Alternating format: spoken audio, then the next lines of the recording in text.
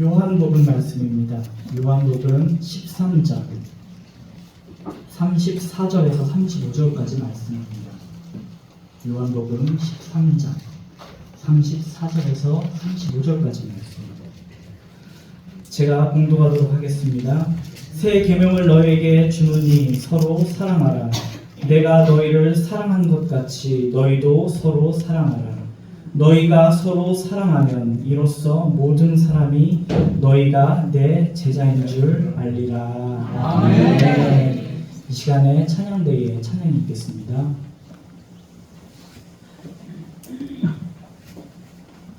찬양과 이 시간에 나눌 말씀까지도 하나님께서 함께하여 주시고 아버지 큰 능력으로 이 시간 함께하여 주시옵소서. 아멘. 이 모든 말씀 감사드리며 주 예수 그리스도의 이름으로 기도드립니다. 아멘. 할렐루야. 우리 옆에 사람과 이렇게 인사하겠습니다. 어떻게 인사할까요? 명절 잘 보내셨나요? 제가 봤을 때 여러분들이 명절 아주 잘 보내신 것 같아요. 얼굴이 지난주보다 2배는 더 얼굴이 빵빵해진 것 같습니다. 할렐루야. 지금 카페원이 오픈을 했습니다, 여러분. 한 2년이 넘게 걸렸던 것 같아요. 제가 걱정을 하나 한 게 있는데 그 어떤 걱정을 했느냐. 장사가 너무 잘 되면 어떡하나. 그래서 소문도 일부러 안 냈습니다. 왜냐하면 장사가 너무 잘하면 제 목회에 지장이 있기 때문에 그냥 적당히 잘 됐으면 했습니다. 그래서 오픈을 하고 첫날 매출이 얼마였는지 아십니까, 여러분들? 따라해봅시다. 빵원. 개미 새끼 한 마리 안 오더라고요.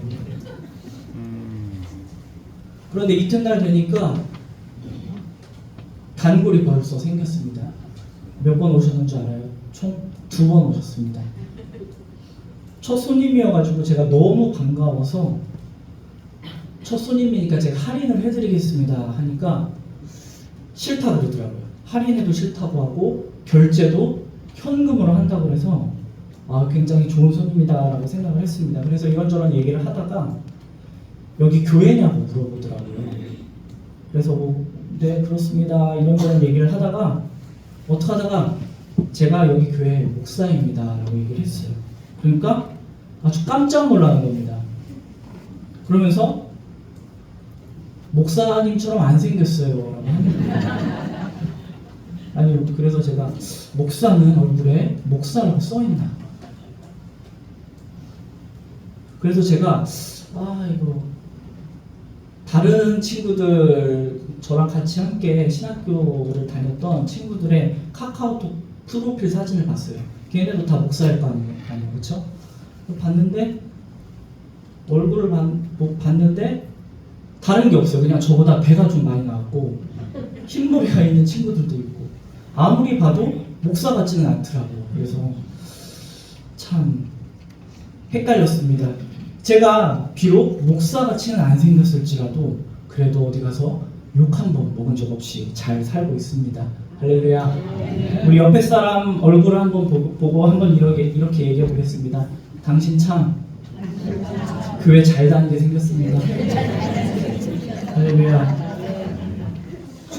사람들이 어떤 종교를 가지고 있는지 여러 가지 모습으로 드러나게 됩니다. 복장이나 생활 습관에 따라서 그 사람이 어떤 신앙을 갖고 있는지 알 수가 있는 것입니다. 여러분 삭발한 머리에 회색 승복을 입었다. 그러면 이 사람들은 뭐 하는 사람이죠? 절에 다니는 사람. 저희끼리 있으니까 그냥 중이라고 합시다. 님자 뺍시다. 지금 녹화되고 있나요 혹시? 댓글은 좀 닫아주시기 바랍니다. 그렇죠. 부처의 가르침을 따르기 위해서 세속의 인연을 끊는다라는 의미로 머리를 밀죠. 번뇌를 주겠다라는 뜻으로 머리카락을 다 자릅니다. 그리고 유대교는 머리에 작은 모자, 키파라고 하는 걸 쓰고 다닙니다. 그리고 유대인들은 허용된 음식만 먹을 수가 있습니다. 구약 성경에서 먹으라고 한 이런 짐승 고기만 그리고 음식으로 먹습니다. 그리고 무슬림들 중에 여자들은 뭘 쓰죠? 머리에? 히잡이라는 것을 씁니다. 여름에 스포츠 중에 비치발리볼이라고 하는 거 여러분들 아십니까? 여성들은 뭘 입고 배구를 하죠? 해변에서 수영복을 입고 하죠. 근데 이 이슬람 사람들은 어떻게 하고 하는지 아십니까? 히잡을 쓰고 비치발리볼을 합니다. 그런데 오늘날 예수님을 믿고 따르는 저와 여러분들 내가 예수님을 믿는 사람이라고 드러낼 만한 복장이나 생활 습관이 혹시 있으십니까?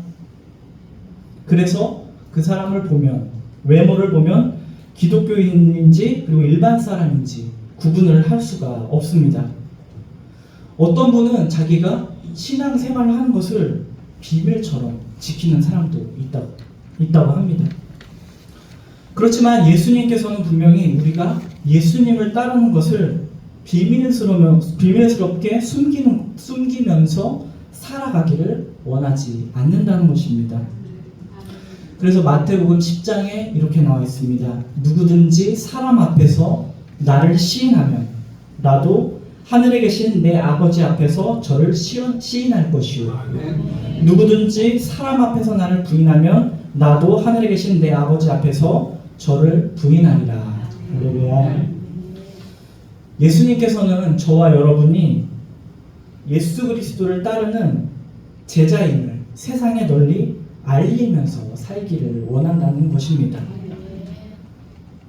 우리가 이 땅에 살면서 예수님을 시인하는 삶을 살지 않는 사람은 예수님께서도 하나님 앞에서 그를 부인한다고 하셨으니까 예수님을 시인하는 삶을 우리의 구원과 관련된 중요한 일이라는 사실입니다. 할렐루야. 아멘. 어떻게 보면 특별한 복장이나 외모가 우리의 신앙을 시인함에 있어서 도움이 될 수도 있겠습니다. 어떻게 하면 우리가 그리스도인일 것 같습니까, 여러분들? 우리가 예수님처럼 머리를 길게 다 기르면은 어떨까요, 여러분들? 우리 교회에 예수님이 한 분 계셨었죠? 그럼 아니면은 내 몸에 나는 크리스찬입니다 라고 타투를 해서 이걸 알릴까요? 물론 그런 방법이 있겠지만 이런 것보다 더 중요한 제자의 품격을 나타낼 수 있는 방법이 있습니다. 그것은 무엇이냐? 내가 예수 그리스도를 따르는 정체성을 스스로 인식을 하고 기독교인으로서의 삶을 잘 산다면 그것이 우리가 제자의 품격이 되는 것입니다. 할렐루야. 그래서 오늘 말씀을 보면 어떤 방법으로 저와 여러분이 예수님의 제자인지 드러내는 삶을 살 수 있을지 아주 친절하게 가르쳐주고 계십니다. 그것은 우리의 외적인 모습이 아니라는 것입니다. 그것은 무엇입니까? 바로 따라해보겠습니다. 사랑입니다. 할렐루야. 아멘.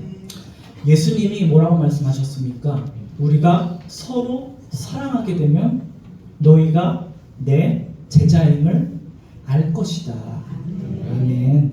이렇게 제자들에게 말씀을 하셨습니다. 우리가 예수 그리스도의 제자이고 또 우리 원종교회가 예수 그리스도의 몸이라는 것을 세상 사람에게 알리는 방법이 있다면 그것은 무엇이냐? 바로 우리가 서로 사랑함을 통하여서 알릴 수도 있습니다.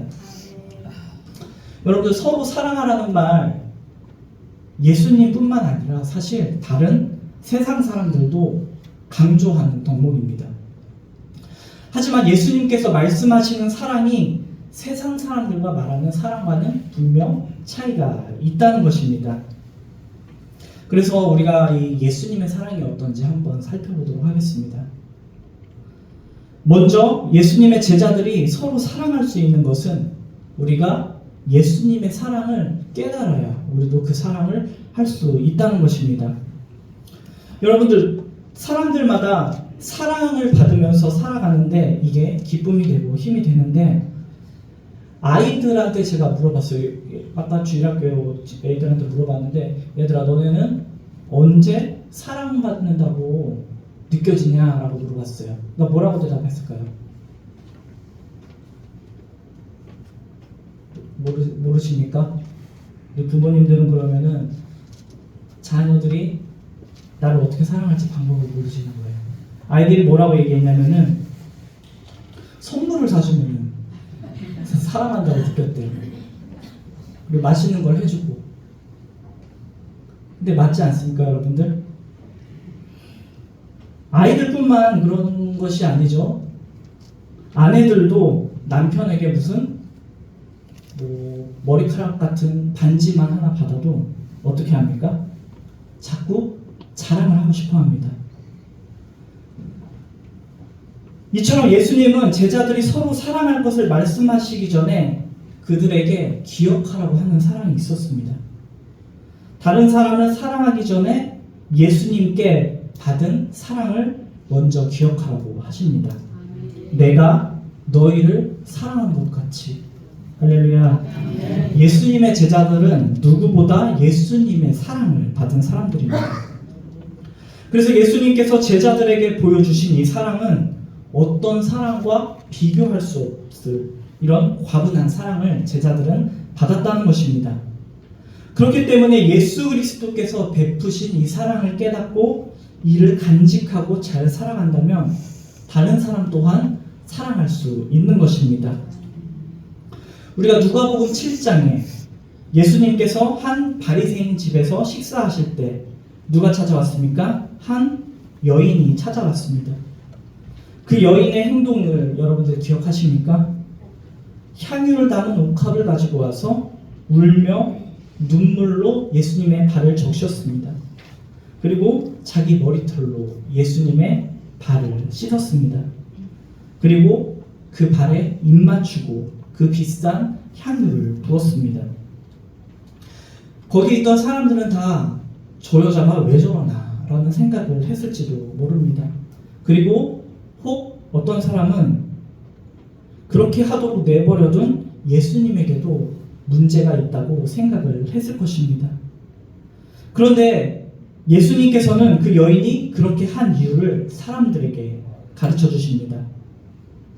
이 여인은 예수님이 자신의 죄를 용서해 주신 것으로 예수님께서 자기를 얼마나 사랑하는지 깨달았던 것입니다.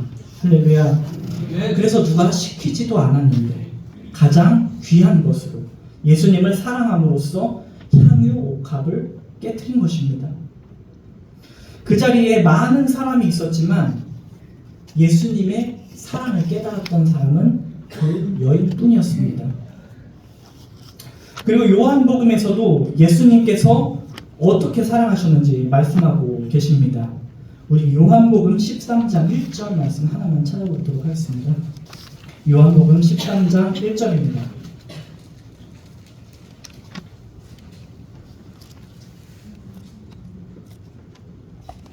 한번 읽어보도록 하겠습니다. 시작. 저는 예수께서 자기가 세상을 떠나 아버지께로 돌아가실 때가 이른 줄 아시고 세상에 있는 자기 사람들을 사랑하시되 끝까지 사랑하시니라. 아멘. 할렐루야. 예수님이 제자들을 향한 사랑은 일시적인 사랑이 아니었습니다. 우리 인간의 사랑은 일시적입니다. 여러분들 영원한 사랑이 있을까요, 여러분들? 영원한 사랑이 있습니까? 저는 영원할 것 같았던 저희 부모님이 오늘 아침에도 싸웠어요.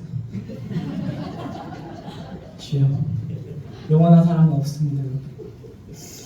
하지만 예수님께서는 어떻게 사랑하십니까, 여러분? 끝까지 사랑하십니다. 예수님이 이 세상에 그만 웃으세요. 중요한 얘기합니다. 이 세상에 살아계실 때뿐만 아니라 십자가에서 돌아가실 때도 사랑하셨고 그리고 부활하시고 승천하셨을 때까지 사랑하셨고 지금도 하나님의 우편에 계시면서 여전히 예수님을 따르는 저와 여러분들을 끝까지 사랑하고 계시는 줄로 믿습니다. 할렐루야. 여러분들, 우리가 이미 예수 그리스도의 충분하고 과분한 사랑을 받았습니다. 그 이유는 무엇입니까? 죄로 인해서 죽을 수밖에 없었지만 예수 그리스도의 십자가를 통하여서 그 십자가의 사랑으로 죄 사함을 받고 영생을 얻게 되었습니다. 할렐루야. 그리고 지금 이 순간도 여러분이 세상의 소망이 아니라 그리스도의 사랑으로 이 시간 살아가고 계신 줄 믿습니다.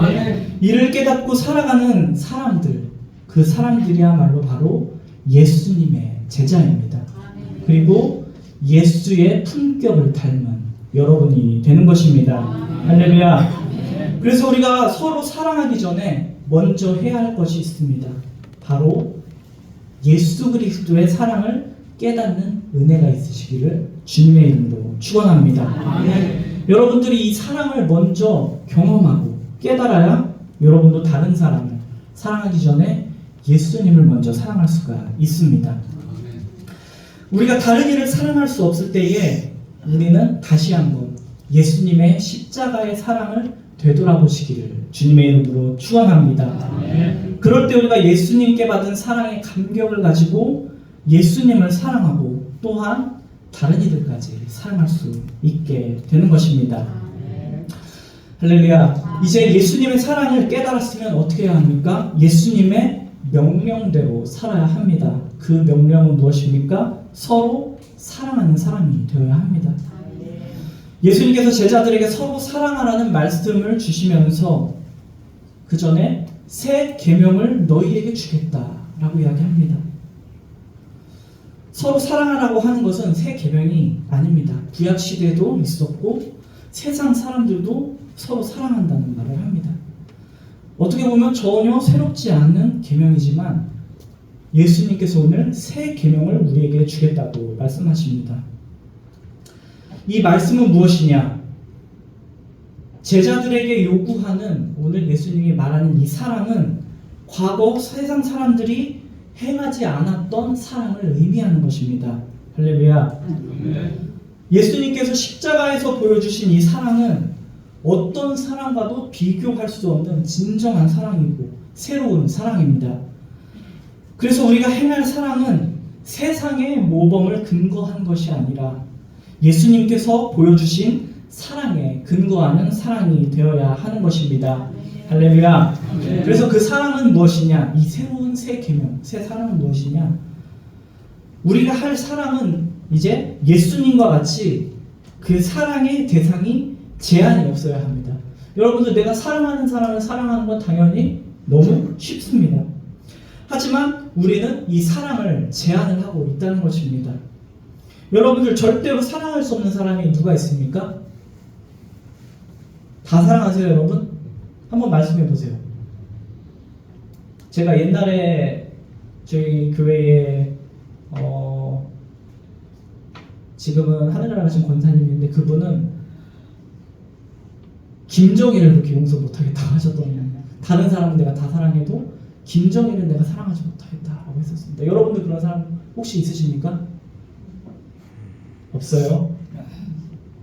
알겠습니다.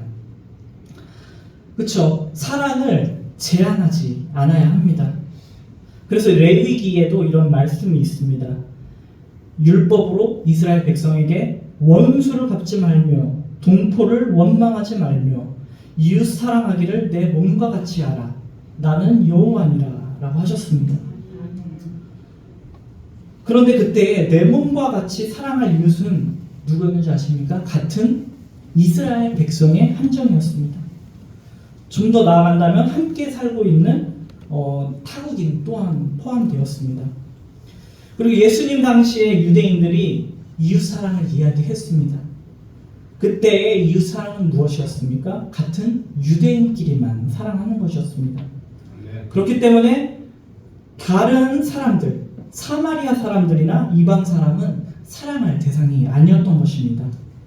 그런데 이러한 사랑에 대해서 예수님께서는 책망을 하십니다. 누가복음에서 이렇게 말씀을 하십니다. 너희가 만일 너희를 사랑하는 자를 사랑하면 칭찬을 받을 것이 무엇이뇨? 죄인들도 사랑하는 자를 사랑하는도다. 할렐루야. 이러한 사랑은 세상에도 많이 있다는 것입니다. 여러분들, 악을 행하는 사람들도 자기네들끼리 서로 사랑을 하고 있습니다. 요즘 조직폭력배들이 굉장히 많죠. 요즘 뭐 MZ 조직폭력배들이라고 해서 자기들끼리는 또 엄청 의리를 지키고 서로 사랑한다고 이야기를 합니다. 하지만 예수님은 우리 제자들이 그런 사랑을 하기를 원하지 않는다는 것입니다. 그래서 예수님께서 보여주는 사랑은 무엇이냐? 제자들을 위한 사랑만이 아니라 따라해봅시다. 모든 사람들을 대상으로 하는 사랑이 되는 것입니다. 사랑의 대상에 제한을 두지 않고 모든 사람들을 사랑할 수 있는 사랑이 바로 예수님께서 우리에게 십자가에서 보여주신 사랑이고, 이를 제자들이, 저와 여러분이 행하기를 원하신다는 것입니다. 날마다 우리가 사랑하는 사람들이 많아진다는 것은 참 행복하고 복된 일인 것 같습니다. 이 사람도 사랑할 사람, 저 사람도 사랑할 사람이라고 우리가 생각을 하면 얼마나 행복하겠습니까? 우리가 예수님께서 모든 사람을 사랑하셨듯이 우리도 사랑의 대상을 제한을 두지 않고 사랑할 때 우리가 비로소 예수님의 제자다라고 우리는 제자의 품격을 나타낼 수 있는 것입니다. 그리고 두 번째로는 우리가 예수님과 같이 죄인도 사랑할 수 있어야 합니다. 한숨을 쉬시는 분이 계시네요. 죄인을 사랑하기가 아주 어렵습니다, 여러분. 그렇죠? 우리가 지금 이 자리에서 내가 하나님 예수님처럼 죄인을 사랑하겠습니다 라고 얘기는 하지만 우리가 그 상황에 되면은 사랑하지 못하는 우리의 인간의 연약한 모습이 너무 많기 때문입니다. 하지만 우리가 기억해야 할 것이 있다면 예수님의 사랑은 사랑받을 만한 사람을 사랑하는 것이 아닙니다. 오히려 죄인인 사람들을 부르셔서 제자를 삼아주셨고 사랑하셨습니다. 때로 우리 주변에 사랑하기에 마땅해 보이지 않는 사람들이 있을 때가 있습니다. 저는 누가 제일 사랑하기가 어렵나? 요 앞에 주차자리 주인이 있거든요. 맨날 화를 내고 맨날 싸우고 있어요. 그 사람만 보면 저도 덩달아 화가 납니다. 하지만 우리는 이런 사람들까지도, 나에게 해를 주는 사람들까지도, 원수까지도 사랑을 해야 하는 것입니다. 예수님 당시 마태와 같이, 세리였던 마태와 같이 평판이 좋지 못하거나 자신에게 해를 끼친 사람들을 볼 때에 그들은 미움의 대상입니다. 그리고 사랑의 대상이라고 여겨지지 않을 때가 많습니다. 하지만 우리 예수님의 제자들은 이 죄인들을 볼 때에 어떻게 하면 내가 그들에게 그리스도의 사랑으로 사랑할까? 이렇게 도전받고 사랑하고자 하는 사람이 되시기를 주님의 이름으로 축원합니다. 아멘. 여러분들 영화 좋아하십니까? 저는 영화 보는 거를 좋아합니다. 그래서 좀 나이가 들어가지고 요즘은 옛날 영화를 좀 찾아보는 편인데. 왜요? 저도 나이 많이 들었어요. 저 전쟁 영화를 좋아해요. 그래서 라이언 일병과기 여러분들 보셨습니까? 네? 태극기 휘날리며 보셨습니까?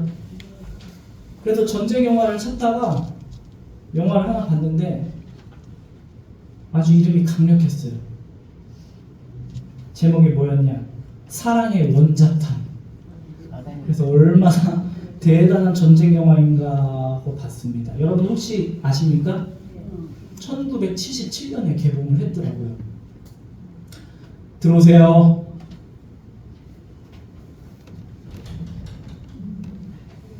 네.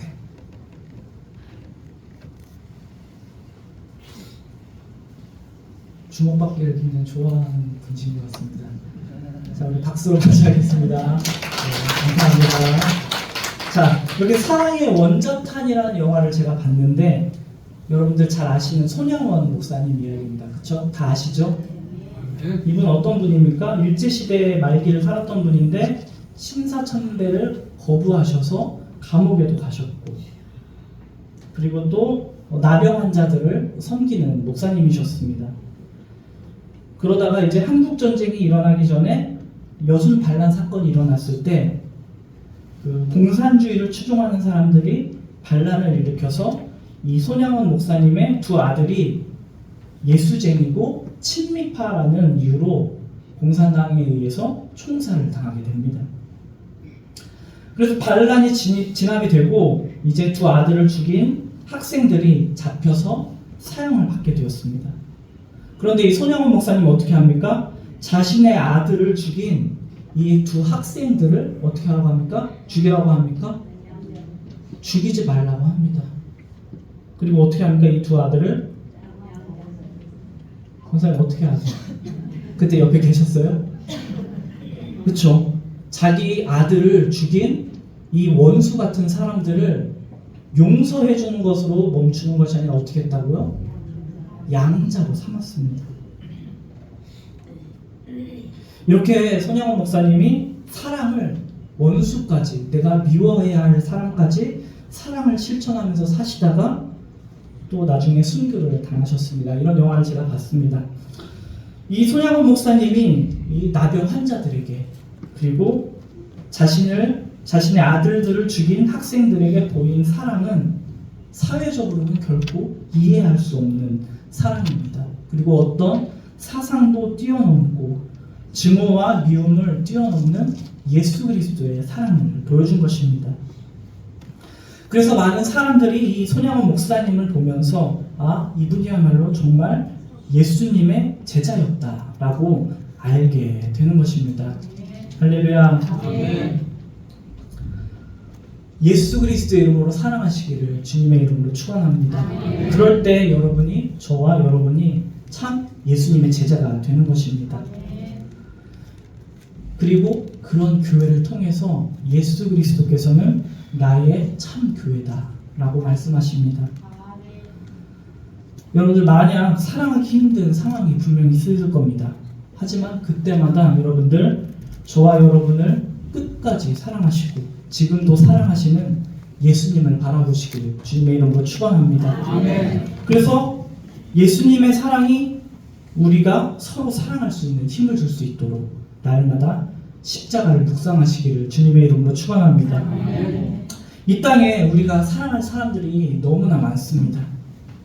우리 원종교회가 그리고 우리 성도들이 예수님과 같은 사랑으로 서로 사랑함으로 세상 사람들에게 정말 당신은 예수님의 제자의 품격이 있는 사람이다 라고 이야기를 들을 수 있도록, 그리고 우리 원종교회가 정말 예수님의 제자된 교회다 라고 이야기를 들을 수 있도록, 그런 인정을 받을 수 있도록 우리 성도님들 더욱더 서로 사랑하시기를 주님의 이름으로 간절히 축원합니다.